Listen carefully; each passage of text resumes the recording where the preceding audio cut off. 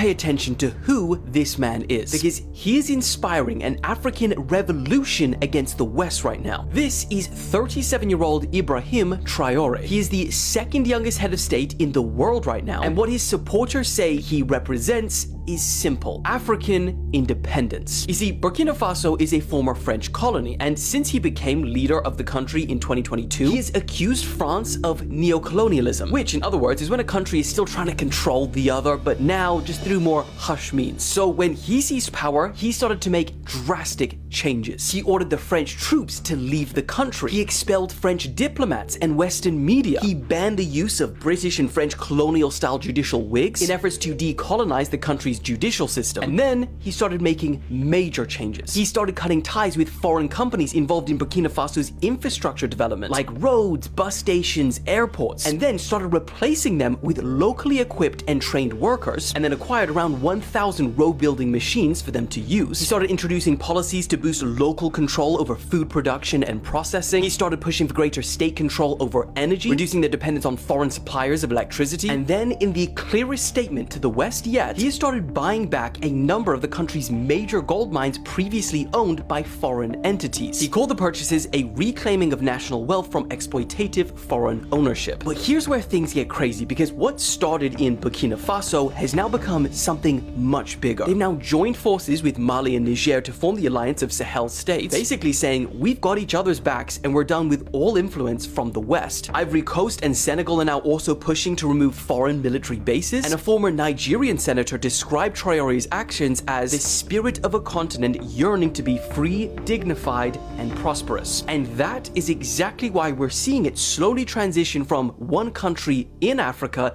to Africa as a whole. Because the question that's increasingly being asked is, why is such a resource-rich continent that literally powers the world so poor themselves? Now, here's the problem. We've seen revolutions like this in Africa before, and they haven't ended well. Back in the 1980s, Thomas Sankara led Burkina Faso with almost the exact same vision Traore has now, rejecting foreign aid, nationalizing roads and railways, and calling for true African independence. But just 4 years later, he was assassinated. His policies were reversed, and French firms regained contracts for roads, railways, and ports in Western Africa. So is Traore walking that same path? We don't know. But there are reports that he has survived 19 assassination attempts in 2 years. However, not all those claims have been verified. And it's also important to note that Traore has his critics. Some call him a dictator because he rose to power in a coup. He's postponed elections, he's banned the media, and he's cracked down on dissent, and critics saying no country has ever developed under democracy. So the question is, what do you think? Is this just another dictator grappling for power, or the man to ignite a long-needed change for Africa? The world needs